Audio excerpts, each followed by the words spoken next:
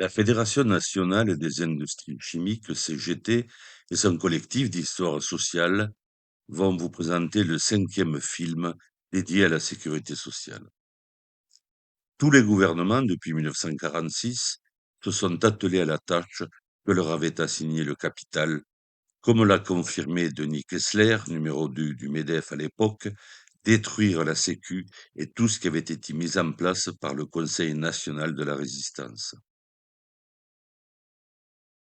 Ce film va démontrer que l'augmentation de la dette de notre pays est due essentiellement aux largesses accordées au grand patronat via de prétendues aides à l'emploi qui n'ont abouti qu'à un doublement du chômage et un endettement de plus en plus fort de notre pays.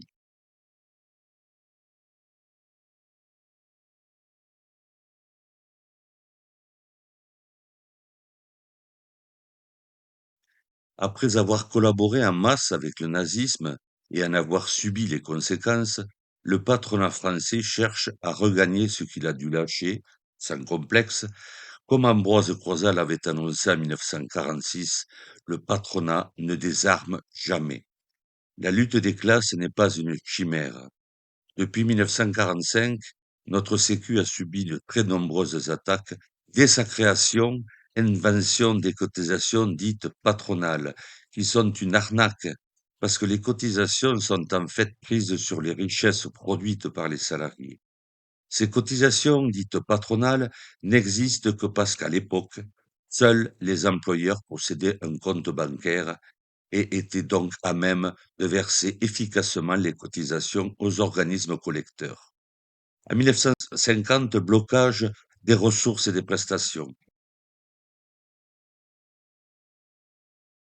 1967, éviction des assurés de la gestion de la Sécu, éclatement de la Sécu en 3 branches. 1991, introduction de l'impôt dans le financement de la Sécu, c'est la CSG-CRDS.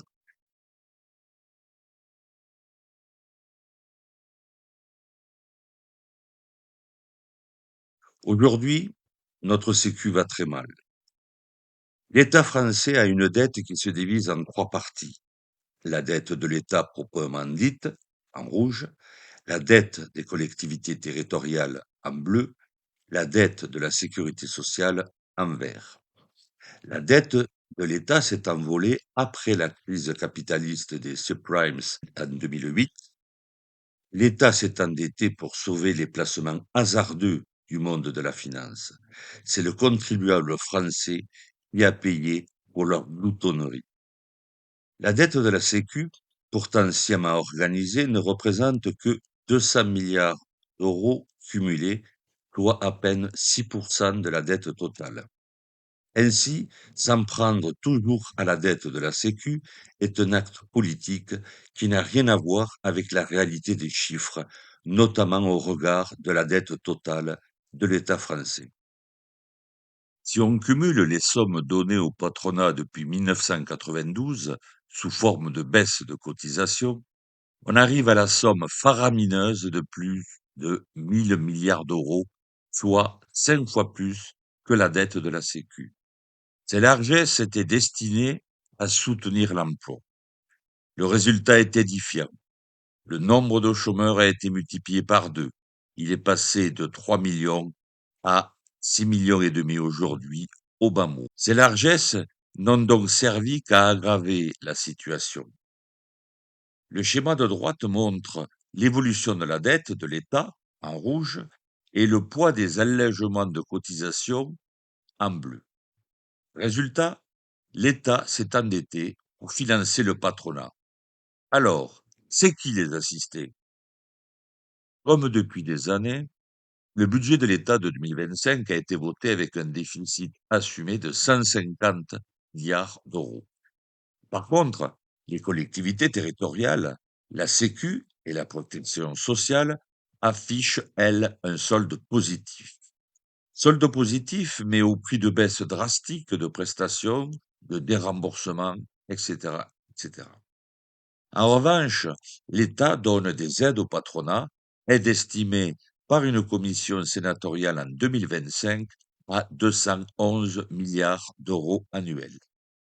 L'État a des recettes de 308 milliards d'euros via l'impôt sur le revenu, la TVA, l'impôt sur les sociétés, la TIPP.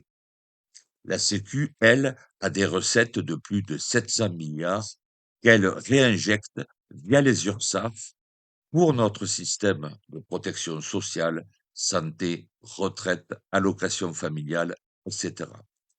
Elle représente plus de 80% des dépenses de protection sociale, le reste étant destiné au chômage, le RSA et autres prestations, et notamment les aides aux handicapés. Le budget de la protection sociale est clairement supérieur au budget de l'État. Les prévisions 2025 affichent un solde positif de 50 milliards d'euros. Il n'était donc pas urgent de s'attaquer à l'âge de la retraite, au niveau des pensions, au déremboursement des médicaments, à l'augmentation des franchises médicales. Ces mesures sont donc bien des décisions politiques délibérées. Elles consistent à nous voler le maximum d'argent pour financer le patronat, le grand capital, via les complémentaires santé et ainsi augmenter la fortune des milliardaires. Bref, c'est une véritable association de malfaiteurs qui nous fait les poches. Sur le site du gouvernement, il faut beaucoup chercher pour savoir combien d'argent va dans les poches du patronat. Le diagramme présenté montre bien que les seuls 147 milliards versés directement aux entreprises correspondent quasiment au déficit du pays en 2025. Le résultat est sans appel. Fermeture d'usines, délocalisation, précarisation, passage à la sous-traitance en masse, arrêt de filières industrielles, désertification généralisée des zones rurales. Les aides au patronat ne sont que du pillage. Elles démontrent que le système capitaliste, présenté comme le seul efficace, est incapable de vivre sans l'argent des citoyens. En fait, il n'est pas viable. L'absence totale de résultats de cette énorme arnaque exige que l'on arrête ces aides et que les 147 milliards permettent à notre Sécu de vivre, aux services publics d'exister partout et de se développer, à nos hôpitaux et nos écoles de retrouver le niveau adapté, ainsi qu'à développer notre tissu industriel sous la responsabilité d'un État stratège sous contrôle des salariés.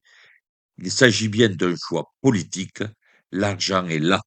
En 2008, l'État a renfloué les banques et assurances à hauteur de plusieurs dizaines de milliards d'euros. C'est la crise des subprimes.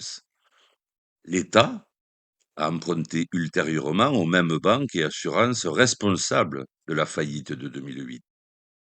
Et enfin, l'État paie aujourd'hui les intérêts à ces banques qu'elle a renflouées pour plus de 50 milliards d'euros par an. Donc, on paye 3 fois, ce qui se traduit par des restrictions qui affectent le pouvoir de vivre décemment des salariés et des retraités, augmentation des prix, des remboursements, saccage des services publics, salaires en berne, pensions stagnantes. Si on reporte uniquement les aides au patronat via les réductions de cotisations sociales assurées par l'État depuis 1992, puis le CICE, on voit une corrélation manifeste entre ces aides et le déficit du pays. Le déficit est dû donc aux aides au patronat et spécialement aux entreprises du CAC 40 qui se gavent d'argent public pour le donner à leurs actionnaires. C'est donc un pillage manifeste. Ce sont les actionnaires qui entraînent la France dans une spirale d'endettement. Les intérêts de la dette nous coûtent plus de 60 milliards par an aujourd'hui. Et devinez qui paye l'addition.